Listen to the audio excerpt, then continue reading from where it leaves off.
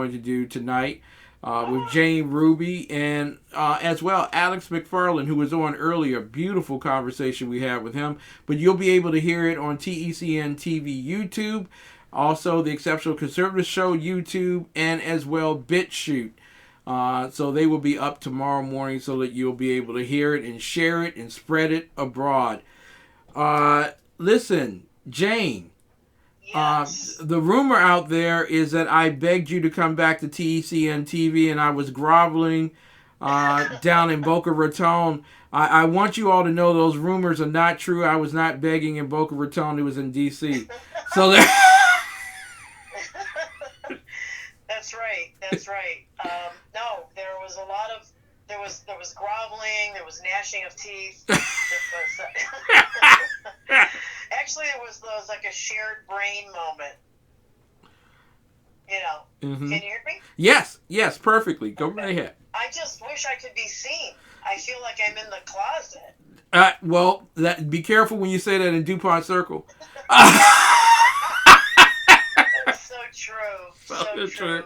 Well, I said, I gave access to the camera and the microphone, but for some reason the tech gods tonight I think they know that we rejoined forces and they're giving us a hard time. That's all. Exactly. It might be Mark Zuckerberg. It might be him. Or the gentleman from Twitter. Can you tell everybody what happened to you in Twitter? Apparently, you went on a date with the president of Twitter.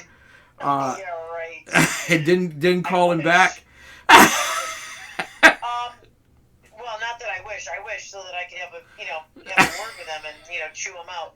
But yeah, I've been on Twitter for 5 years. I had about 26,000 followers. I mean, it wasn't the most in the world, but it was a decent voice, in the social media arena, and I reached a lot of people, and I was always grateful for it. But about less than a week ago, I tweeted in response to something Jerry Nadler had said about President Trump. He said that, one way or the other, President Trump would be gone in a couple of weeks. Well, there's no scenario where President Trump would be gone in a couple of weeks unless somebody hurt him, because the processes that we have in place right now are going to take longer than 2 weeks. So I retweeted that and said, I'm calling this to the attention of the Secret Service.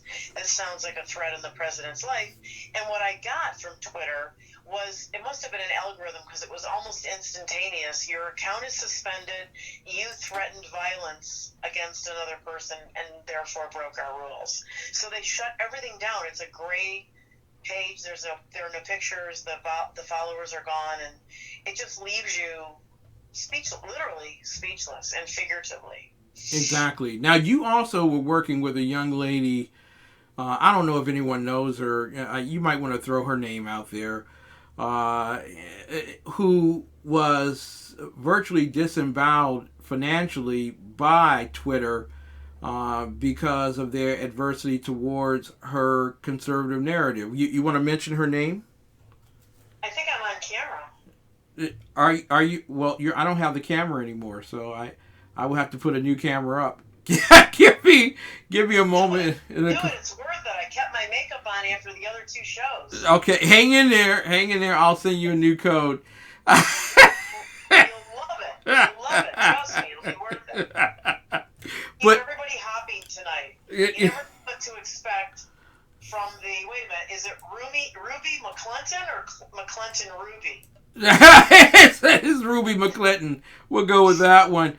All right, the minute I see a new code show up, I will jump off and jump back on, and I think I figured out what that tech issue was. Excellent. So the boss won't be blamed, right? Absolutely. Never blame the boss. All right. Do you want me to tell some stuff that's really interesting? Yeah, but you were working with Loomer, am I correct? Yeah.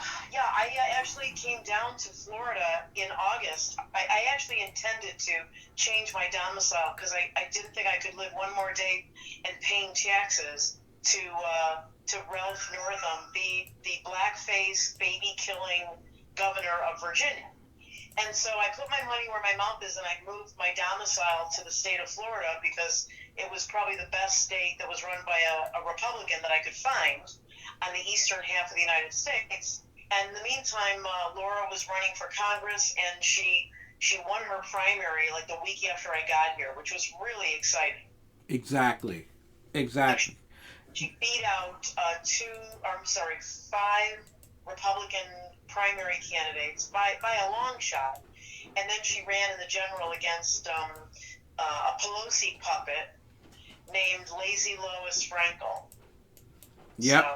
So, but there is great news down there because Donna Shalala also was running, and she ran against a young woman in southern Florida, and they said that there was no way that Donna Shalala would lose to this young woman, but she won. She beat Donna Shalala, and it was part of the 16 women who were Republicans, the majority of which flipped a Democrat seat to Republican. And I wanted to get your thoughts regarding that. Oh, switch to Republican in the same? Are you talking about in the same day that they were sworn in? Well, no. Well, actually, they were during the elections this year. There were 16 Republican women who were elected to spots that were once held by Democrats. So it was the largest number of women from a party elected to office, but also that we were winning in Democrat zones. And I wanted to get your opinion regarding the fact that women are changing the heart of the GOP. Well, I have a lot of mixed emotions about that. Uh-oh. You're not going to get a straight line answer from me. and yeah, we talked about this on my show tonight. The GOP has a serious problem. Mm-hmm. We have a serious problem. The predominance of the GOP is made up of a very cancerous, horrible thing. They're elites. They do not like us. They don't like the middle class. They don't like the lower middle class. They don't like the working person. And they have sold us out. And they're called rhinos, Republican in name only. And I'm going to give you my evidence. Yes. My evidence is that Barack Obama was the president for 2 terms in a row. And while he was president, the House and the Senate were held by a Republican majority. However, Barack Obama got every single thing he wanted in his presidency, and not a lot of it was good for the country. Yeah. And how did he get that? There were no checks and balances because the Republicans were predominantly sold out. They were bought and paid for. They figured out a dirty little secret in D.C. One of the dirty little secrets of D.C. is that the Republicans figured out, hey, we'll just argue with the Democrats in public, but behind closed doors, we're all getting the same goodies. We're all getting a Cadillac insurance policy. There's no bronze Obamacare for Congress. Yeah. And they get it for life, right? Yeah. And they get their haircuts for free. And they get insider trading without being arrested or paying a criminal price for it, because they make the laws, right? Yeah. So they all figured out if they just, pretended and went along that, and in the meantime, they sold us out. They sold our jobs overseas to China. They raised our taxes. They paid for everything that came across the border and didn't drop dead. And so I don't have a lot of respect for the Republican Party. I think it needs to be dismantled and it needs to be rebuilt. And I love seeing women, that's nice. Mm-hmm. But I would rather see good quality conservatives, whether they're women, men, whatever their race or background, as long as they don't sell us out. That's what I'm looking for in the next cycle. Her name is Jane Ruby. She is a economic health specialist, doctor by trade, and certainly one of the most bright women I have run into when it comes to politics and broadcasting. And she is the author of this great book. It is called The CAC of New Media, and it's the transformation of the American press. And I want you all to know that prophets are not well received in their time. They're not given just due.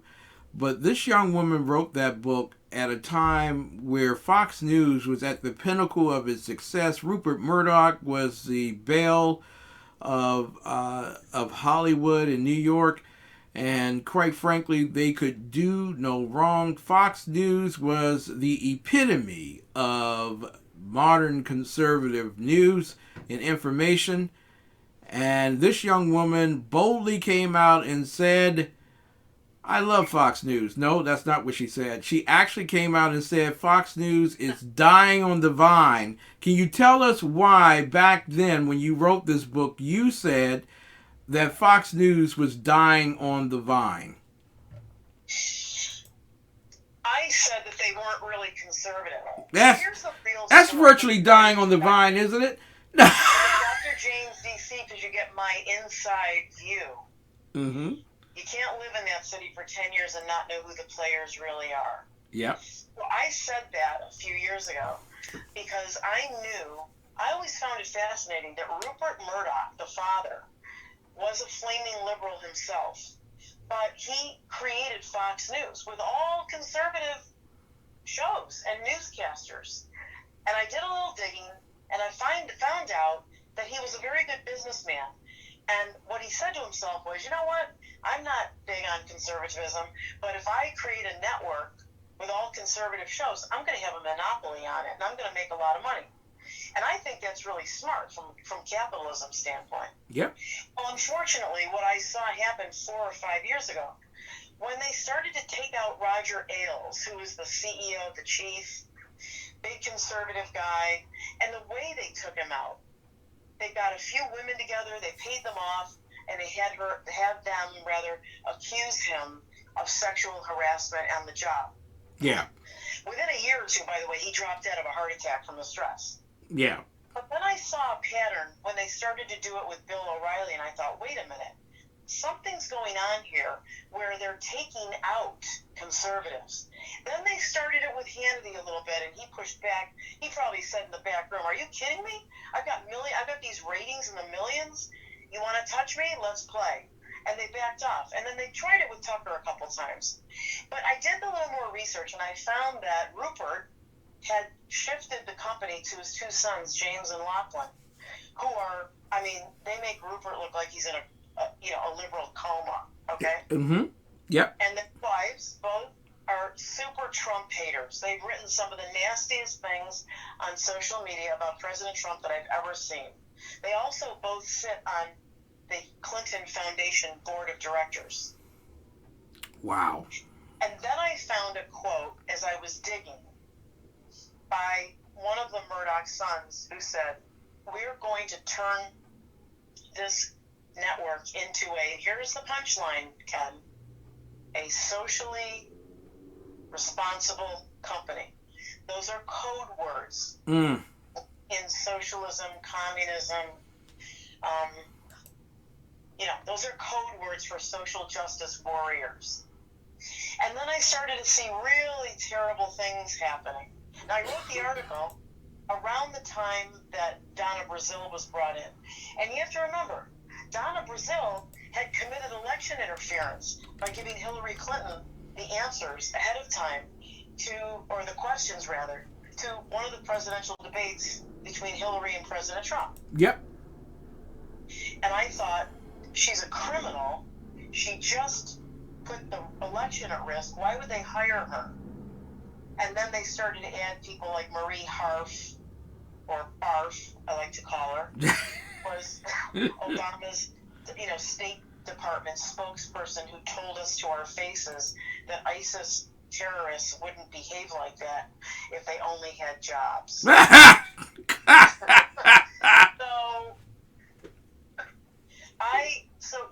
It's not like rocket science. It's just if you pay attention. And Steve Bannon has many famous quotes that I really like. One of them is, "Pay attention to the signal and not the noise." Yeah. And while all the noise was swirling around, sexual harassment, we got to get rid of, O'Reilly and this one, and oh my God, pearl clutching, as you call it. Mm-hmm. I was looking at the signals, and I was seeing patterns.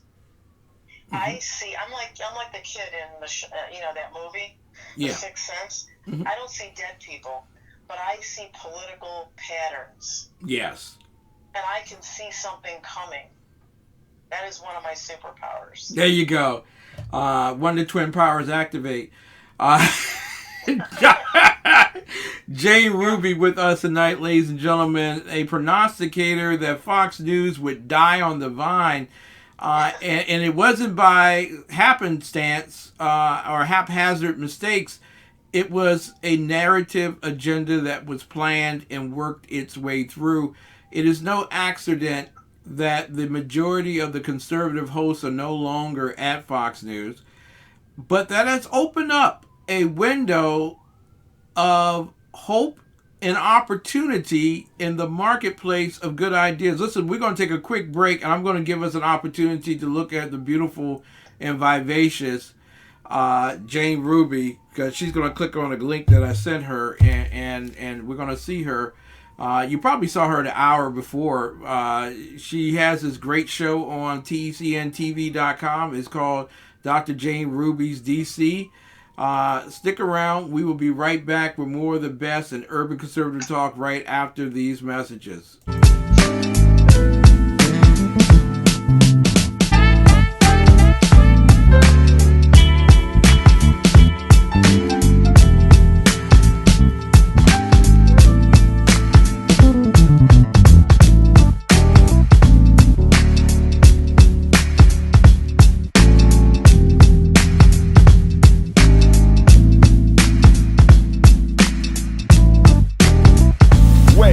Tell you how Book VIP is able to offer such jaw-dropping rates of up to 83% off the retail rate. Book VIP is the largest provider of vacation getaways in the world and licensed seller of travel for our affiliated resorts. Unlike other popular travel sites, we never sell our vacation getaways at retail prices. The reason we can sell our vacation getaways for up to 83% off is because Book VIP has direct fulfillment agreements with each of our resort partners that allows us to offer wholesale rates directly to our customers. In exchange for receiving wholesale rates, you simply agree to participate in a resort preview showcasing all the amenities and benefits of the Resort VIP's memberships. You are not under any obligation to join anything. The resort preview is designed to be fun, informative, and something your entire family will enjoy. We highly recommend you compare our rates to any popular online travel sites so you can truly appreciate the savings that we are offering you. Now, it's easy to see why Book VIP has over 3.9 million fans on Facebook and more customer video reviews than any other travel site in the world. So what are you waiting for? Book online or call bookvip.com and save up to 83% today.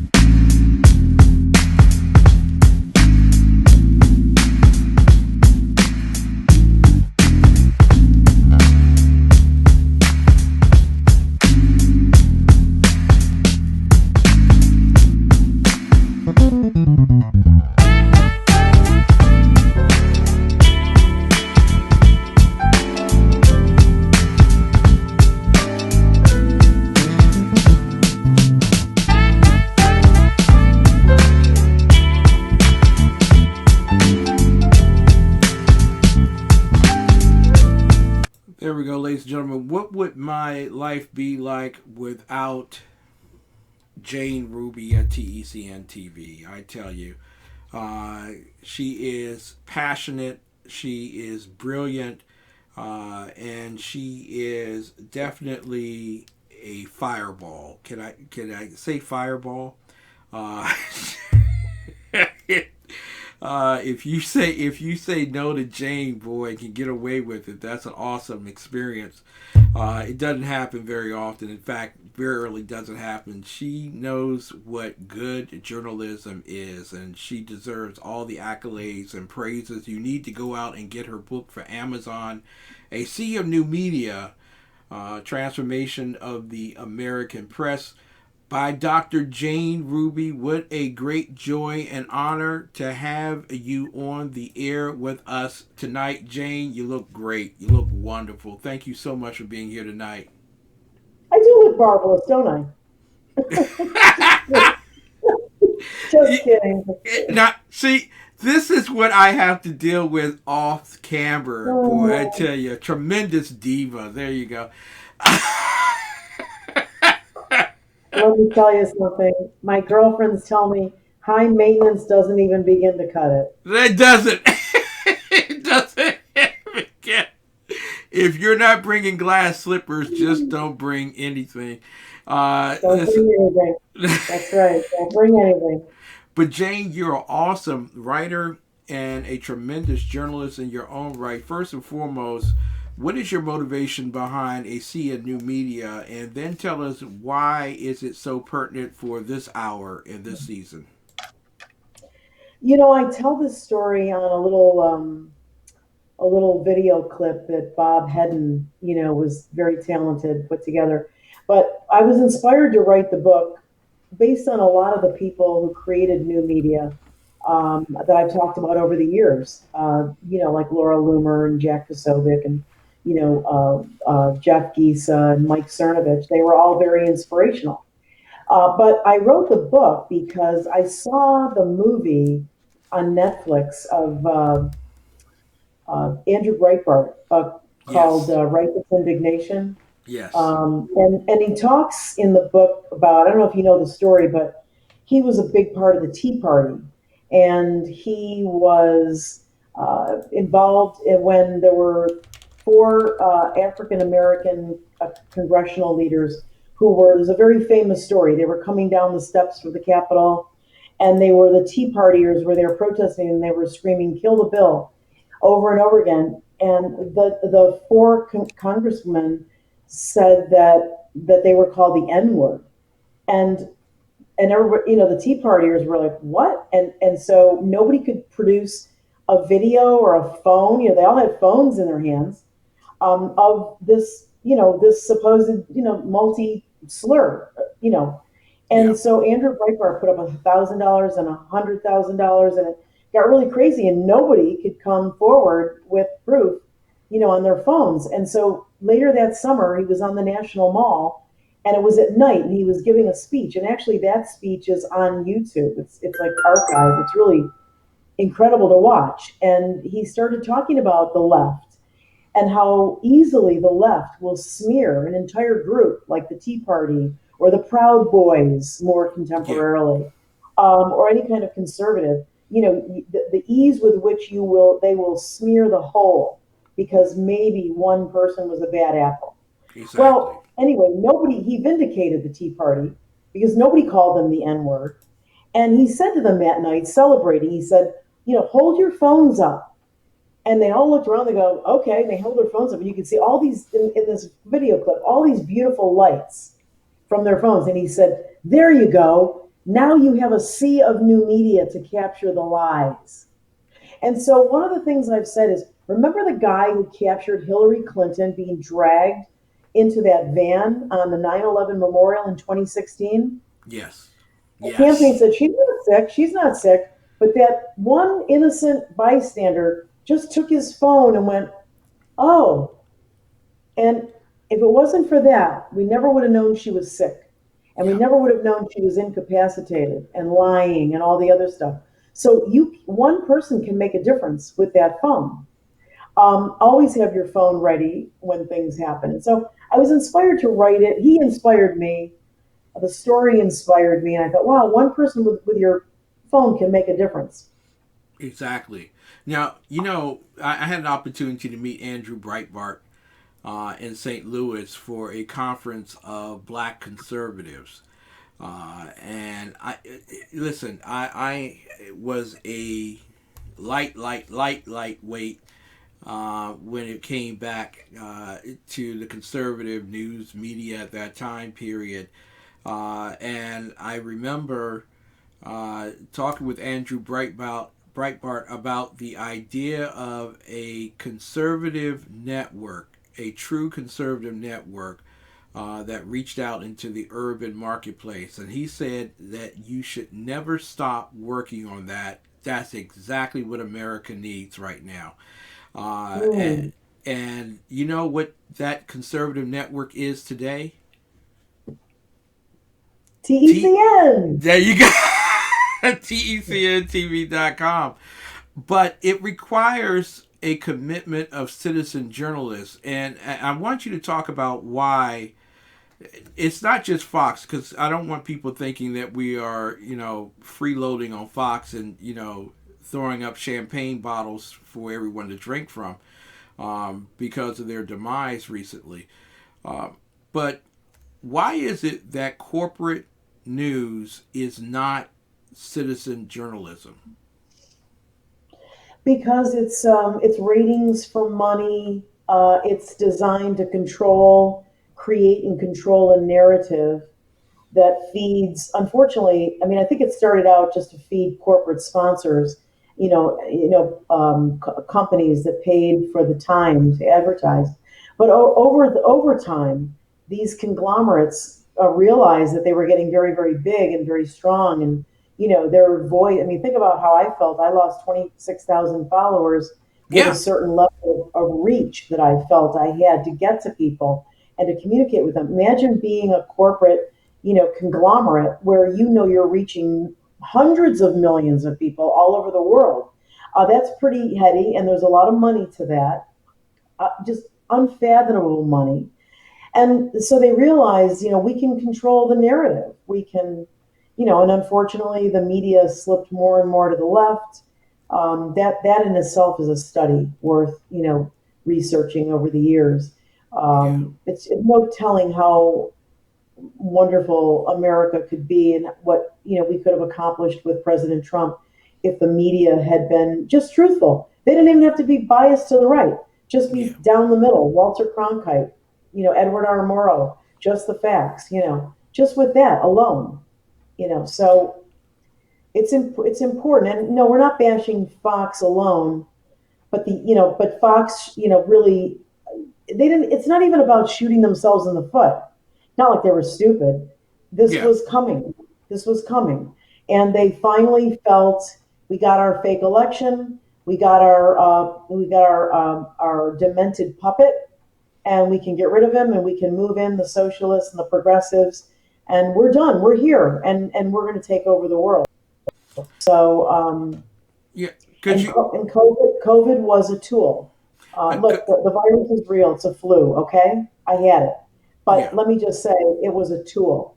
And I'm going to go out on a limb and say that, President Trump's already come out and said that China unleashed this virus. yes, And so we have that as a beginning. But what happened was, I believe that the Democrats, who are vile, they're unthinkably diabolical, I believe that they initially acted to seed this virus into the United States. Remember de Blasio? Go have a mm-hmm, steak. yeah, Remember Nancy? Okay, she was go to Chinatown. I'm here in Chinatown. Let's have some dinner. And yep, then when it really caught hold in March, then it was now let's try the Sharia law. Let's have masks. You know yeah, why I'm so against masks? Because, I mean, you can do research into history all over the world. And slaves were first brought over in face coverings and muzzles and masks to demean them, to And that's what Sharia law does when these women wear the face coverings and the burqas. It's to silence them, it's to tell them that they need permission to speak. I mean, for me, it's a dreadful symbol. Dreadful. Exactly. And I'm not even being cavalier here. I would much rather spend a night in jail than Hmm. to wear a mask. Yeah, And I agree with you. I've had the Palm Beach County Police called on me a couple of times for defying, the edict. However, there was some relief on September 25th. Governor Ron DeSantis did something really incredible. As the Republican governor of Florida, he signed an executive order that Friday afternoon, and the order was a three-page order with two things. One, every Florida business was legally allowed to open 100%. Every bar, every gym, every nail salon, open 100%. Now, did they? Some of them have. Some of them are still working. Everybody's still recovering from the fear, okay, because citizens are policing each other. So then the second thing that was in this executive order was that it became illegal to try to enforce or punish Hmm. people for not wearing the mask. And he essentially freed, the people of the state of Florida. And it's very scary to me. Ken, when I was a little girl, I used to watch those old documentaries on the Nazis and how they marched the Jews into those train cars. And I used to think to myself, how could the German people just be so stupid and stand around? How did they let this go so long? Yeah, Now I know. yeah. Thank you, Because Jane. it took almost nothing to get the American people to get on their knees, put a face muzzle over their half their face, and beg for scraps. Exactly. Jane Ruby with us tonight. And listen, you don't have to be the most brilliant light bulb on the shelf to get this knowledge base. It is fairly understood on the first day that you show up at med school or even in a biology lab that the mask that you wear does nothing more than protect others from you from a short period of time. Beyond that, the mask has no virility. There is no strength to it. Even surgeons, and we've had Dr. Hotze come on our program and clearly state, I don't wear a mask when I talk to any of my patients, and I've been serving patients for over 40 years. The mask does nothing but protect the patient from getting bacteria from a surgeon's cough. That's it. Nothing more. And the surgeon only wears it for an hour or 2 hours at the most, and then it is tossed away. Most Americans I've seen are wearing the same mask that they had in March. And you're telling me that the greatest concern is about cases? No, the greatest concern is the poison of smelling your own breath and sucking in your own CO2. I'm just sorry. That's what I see. The mask is useless. Am I wrong about this, Jane? No, you're absolutely right. The mask is, we and I'm a nurse practitioner. Been in the operating room.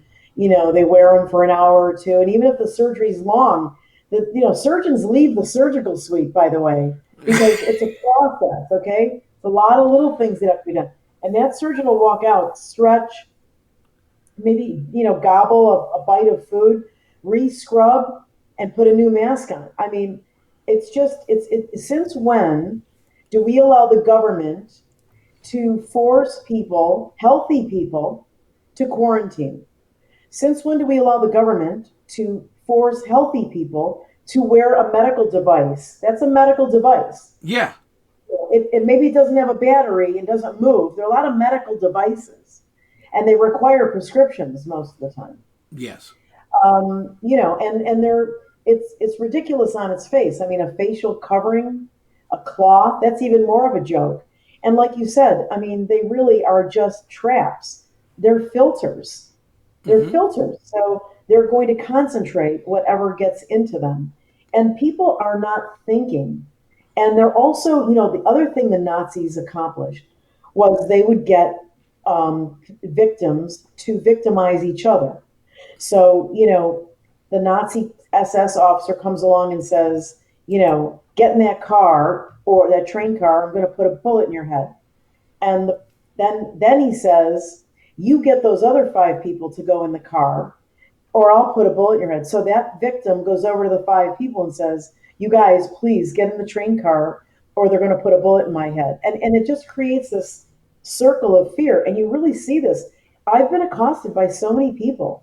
Where's your Exactly. mask? Where's Exactly. your mask? I And I remember. say, I remember the episode where um, there were the black couple in Florida chastised you and called the police because you didn't wear a mask. And I'm thinking to myself, these are probably people who marched in the marches and didn't want the police to be funded, but they're calling the police on you to wear a mask. Is this sense and sensibilities at the highest level of public service and public safety? do you find it odd that this mask thing is perfectly down lines, partisan lines? Not at all. Not at all. I want to ask you one other quick thing about this. It seems that the more strident and more stringent the regulations, the more cases you have.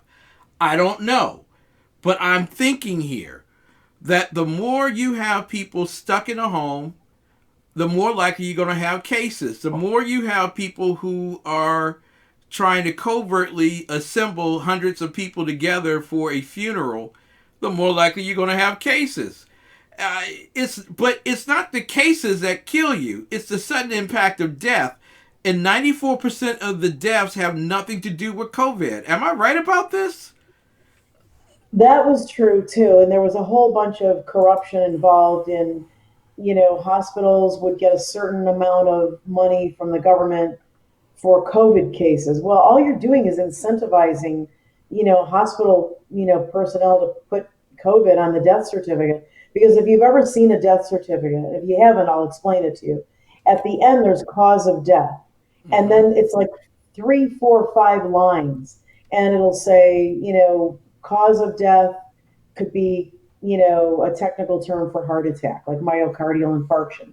Then related to, which was related to. And you could throw in the kitchen sink if you want. So if you put COVID in any one of those lines, whether or not the patient tested, positive, but I want to make a distinction on this issue, this word cases. The American public didn't even notice that back around late May, and this is when the virus would naturally be burning out. And Yeah. I can talk about that really quick in a minute.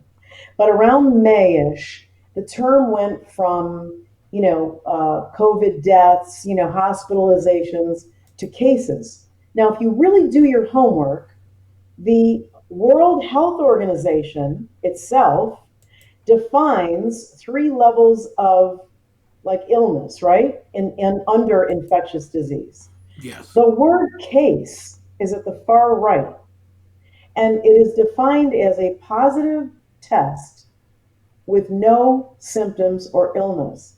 So I had been tweeting over and over again and retweeting in large capital letters, cases are not infections. So if Mm-hmm. you say to me, wow, we had an increase of 50,000 new cases in DC yesterday, I want to know how many of those 50,000 people were sick. And I'll be told maybe about 600, 300. How many went to the hospital? 11. How Yeah. many died? 4.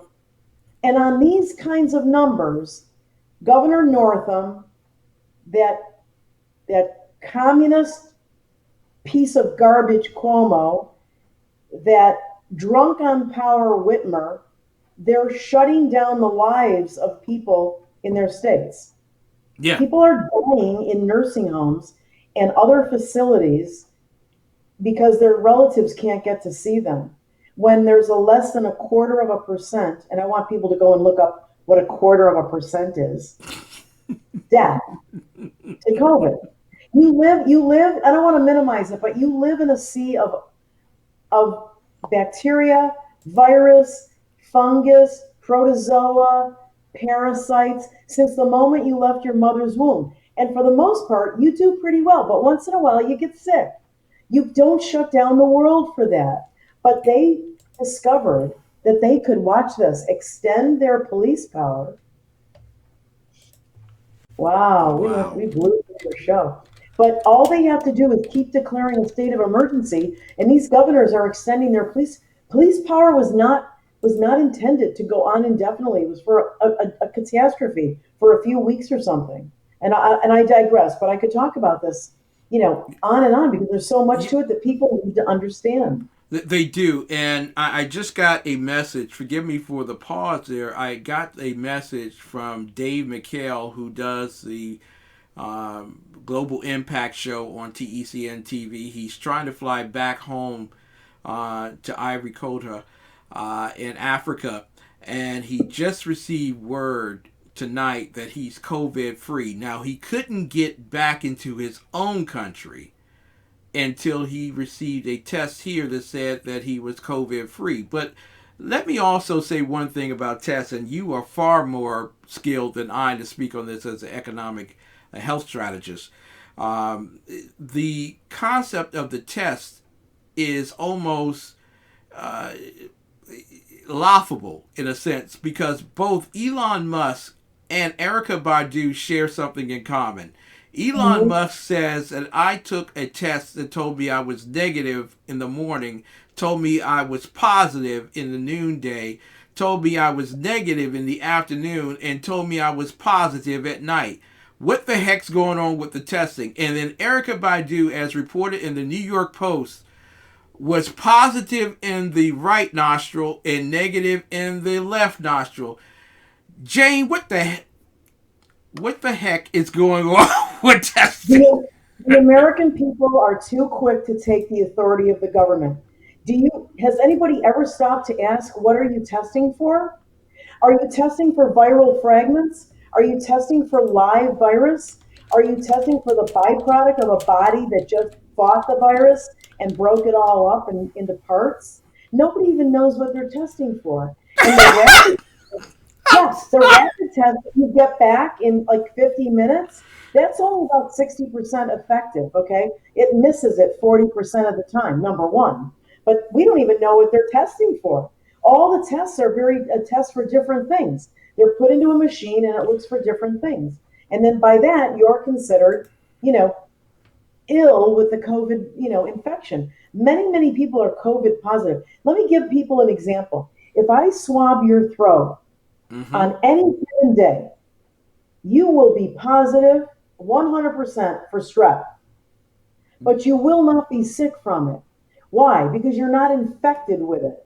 You have it. Yeah, a lot of bacteria, certain types of Staphylococcus aureus live on your skin. You need these things in part because they keep an eco balance with other organisms, number one, which Yep. is why you don't want to live in a sterile bubble. I think those two doctors from California, Dr. Masihi and Dr. Erickson, Yep. who came out about 3 or 4 months ago, they tried to explain that you don't want to be living in a bottle of Purell. It's nice once in a while if you want to just clean up, and you should wash your hands. When my son was little, I said, I'm not going to make you a neurotic nut, but I am going to have one rule, and that's when you come in from outside, you wash your hands. You break the cycle from outside. The flora in our world inside our home is something your body's used to. Okay, you don't have to wash your hands every 2 minutes. Use common sense. If someone's sick, you don't want to be around them. So we have been walked down a very dangerous path, my friend. And if people don't wake up soon, you're not going to be able to get into your grocery store or CVS to get your medicine unless you show them that you have either a tattoo on your arm or a plate in your arm that shows that you've had the vaccine. So you would need, remember how, and this is for all you black liberation theologians and Negro protesters who are so peaceful, and Antifa people. You all fought bitterly against South Africa and its requirement of blacks to have an ID to walk the streets, and yet you're condoning your government to even enter into the concept that you must have a vaccine in order to live in this country. A vaccine that is still only shown to be 94% effective, which basically means 6% of the people get it and get sick from it but don't die. I want to ask you a finality here because I would love for Jane to be on with me all night long. Jane has a wonderful program, Dr. Jane's DC, and it comes on Mondays and Wednesdays at 8 o'clock. But Jane, you spoke about the fact that people have found it very easy to give up their constitutional rights in order to be safe. And Benjamin Franklin once said, in order to, if you prefer to be safe, you lose your liberty, something to that effect. He said it a whole lot better than me. But the government's job is not to keep you safe. The government's job is to protect the rights you have to pursue your happiness. I want to get your thoughts on terms of that. Government has grown, into such a behemoth. And if we don't apply these checks and balances, we're going to have we already are having serious problems. You see, these Democrats are just intoxicated with, with this power, and they're not going to stop unless we stop them. President Trump is one person, but, the Bill of Rights, for example, are not considered, bestowed by the government. They're God-given rights. They actually call them God-given rights. And so most of those rights protect us from the government. So we want as little government as possible. And when you see governors saying, they use fear, people are getting shot. Well, the guns that people are getting shot with are criminals that have, illegally obtained guns anyway. It's not the law-abiding, citizen who's exercising their Second Amendment right that is for the most part. So I'm just giving you an idea. So I think all those liberties were built in. I think the thing we have to remember each night when we go to bed is that people died. They took chances. They put their name on that document, the Constitution, and they were snubbing the King of England. They could have easily been murdered at any moment. I mean, people, and all the way down through our history to recently, months ago, people have died for these rights, and we're just putting a face mask on, not even thinking about why we're doing it. Exactly. These vaccines, folks, I'm not an anti-vaxxer, but I'm an anti-seasonal vaxxer because they can just change it up on you, and it's really dirty behind these vaccines. Exactly. A lot of people, Fauci, Gates, they all own stock in these companies. They've created it.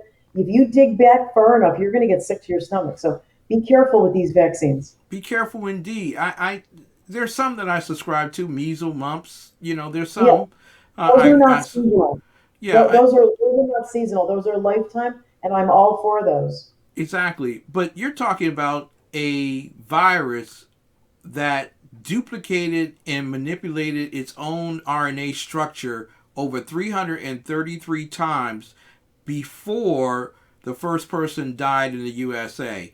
So the vaccine that you have, it's only as good as the last time they did a test on the vaccine, on the actual virus that it's infected with. Which is why, and oh my God, I could talk with you all night about, but which is why the flu vaccine really doesn't work, because the flu vaccine is only good for the flu which it was designed for, not the flu that's manipulated and grown from that. Am I correct?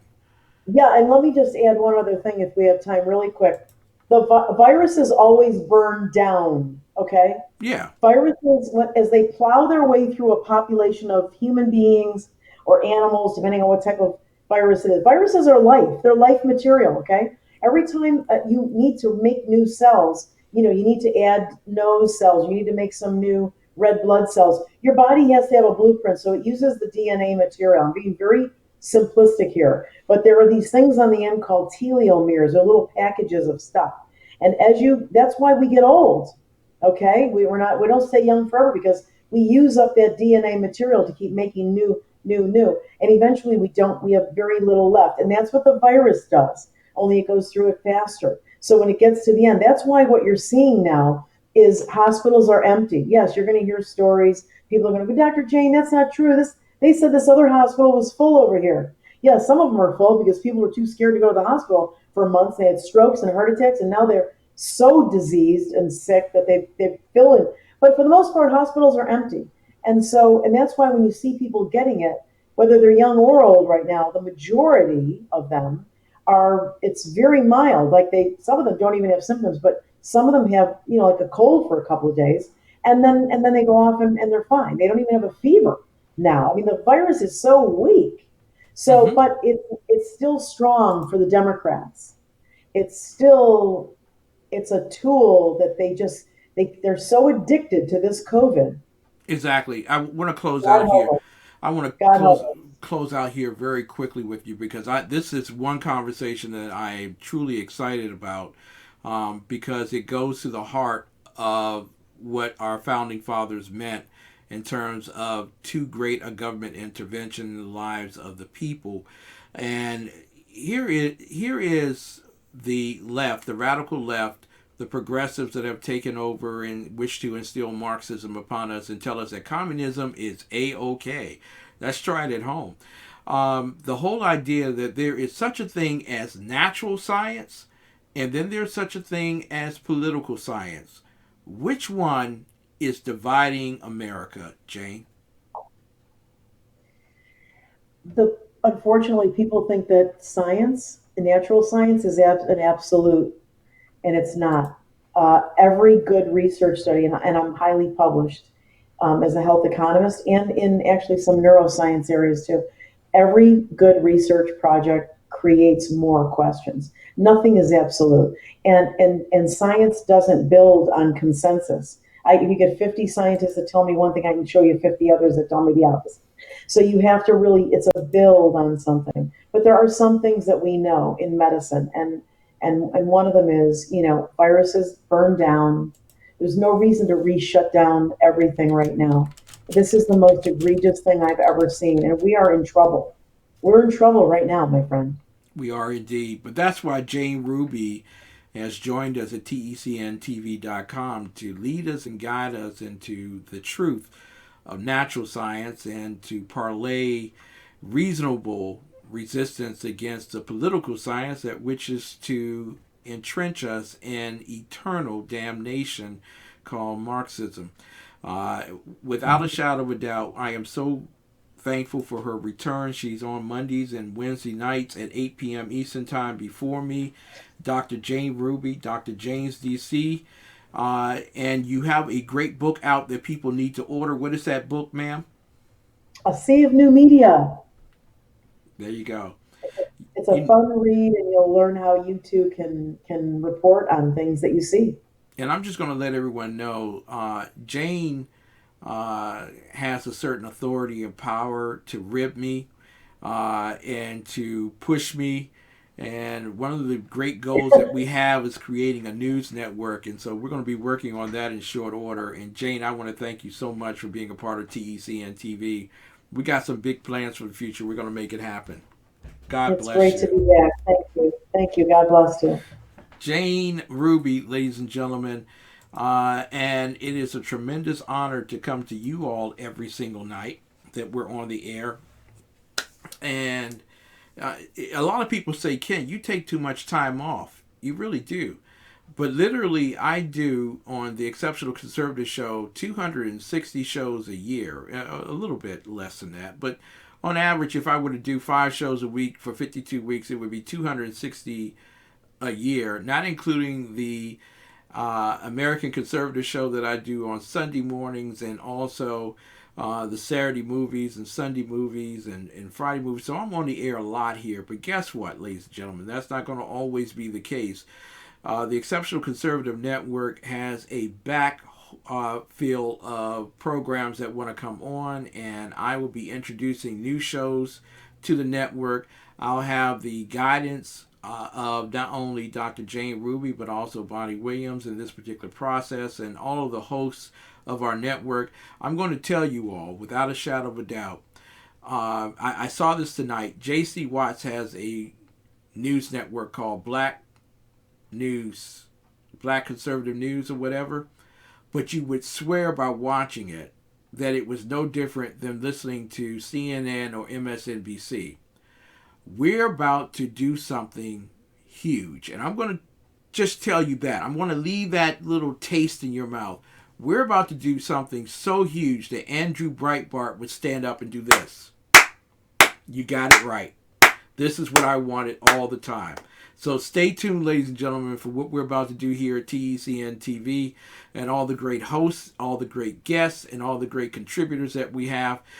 Listen, we come to the end of the night. Mary Brockman has already wished me adieu.